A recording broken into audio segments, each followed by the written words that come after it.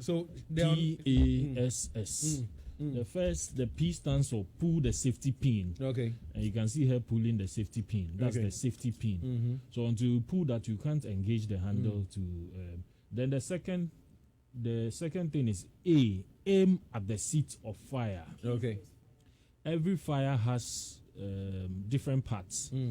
The seat of the fire is where the fire proper is. Okay. Until you aim there, you can't do much with the extinguisher. If you aim at the flames, at the smoke, you'll be wasting the content of the extinguisher. So aim at the seat of the fire. Okay. Then there's an S, squeeze the handle. Okay.